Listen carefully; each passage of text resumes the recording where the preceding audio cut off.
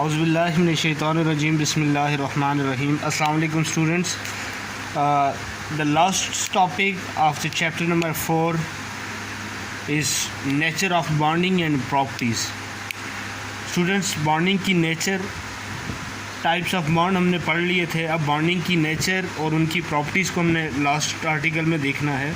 सबसे पहले ionic compound की बात हो रही है.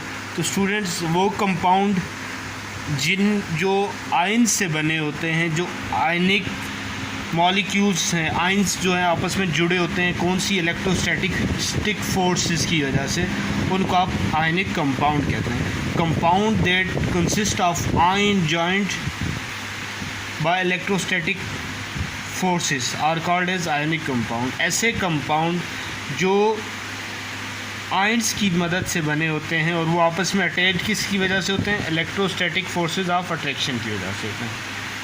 अब ऐसे कंपाउंड जो रूम टेम्परेचर पर, at the room temperature most of the ionic compounds are crystalline solid.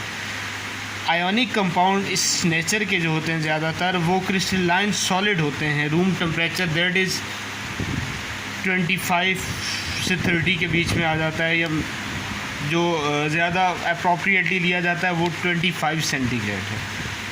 You have to examples, one is sodium chloride and other is caesium chloride. दो आयनिक कंपाउंड आपको बताए गए, इनकी अरेंजमेंट है crystalline form में, crystal इनके बताए गए. अब आपने सोडियम का स्ट्रक्चर भी देखा है और सीजियम का भी आपके सामने है. अगर यहाँ पे आपको क्लियरली विजिबल ना हो तो you people are suppose to find out it on the internet. Sodium chloride है स्टूडेंट. अब इसमें देख लीजिएगा, this is chlorine Cl minus and this is sodium. मैं यहाँ पे लिखे देता हूँ सोडियम एंड क्लोरीन.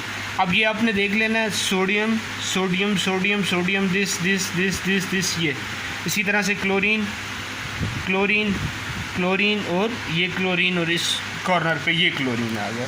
अब इसके स्ट्रक्चर की बात करते हैं.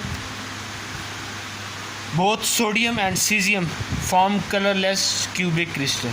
अब यहाँ पर भी ये आपके पास Cl है, ये ग्रीन में जितने आपको नज़र आ रहे हैं ये Cl है, और Cs प्लस सीजियम ये आपके पास सेंट्रल एक है. Both sodium chloride and caesium chloride form colourless cubic crystals. अब होता क्या है कि हर सोडियम आयन जो है इज़ सराउंडेड बाय 6 क्लोरीन. अब ये एक सोडियम आयन है स्टूडेंट आपके पास, तो इसको सराउंड किया हुआ है साइड से 6 क्लोरीन ने, और एक क्लोरीन है तो उसको 6 सोडियम ने साइड से सराउंड किया हुआ है. Similarly internal structure of caesium chloride is different from sodium chloride. अब सोडियम क्लोराइड में तो ये था कि एक सोडियम आयन को 6 क्लोरीन आयन ने और एक क्लोरीन आयन को 6 सोडियम आयन ने सराउंड किया हुआ था. लेकिन सीजियम क्लोराइड का जो इंटरनल स्ट्रक्चर है वो बिट डिफरेंट है फ्रॉम सोडियम क्लोराइड. उसमें क्या होता है कि caesium ion is surrounded by 8 chlorine ion. 1 caesium है आपके पास, इसको सराउंड किया हुआ 8 क्लोरीन आयन ने, 2 4 6 and 8, and each chlorine ion is surrounded by 8 caesium ion. क्या हर क्लोरीन जो है उसको 8 सीजियम ने और हर सीजियम को 8 क्लोरीन आयन्स ने क्या किया हुआ है, सराउंड किया हुआ है. Thus, in a crystal, each ion is attached strongly to each of its neighbors. अब एक कोई भी आपके पास आयन है वो 8 के साथ अटैच हुआ हुआ है, तो मीन्स क्या है कि वो उसकी बॉन्डिंग बहुत स्ट्रॉन्ग है, उसका कनेक्शन अपने नेबर्स के साथ बहुत स्ट्रॉन्ग है. The large attracting forces result in a very stable structure.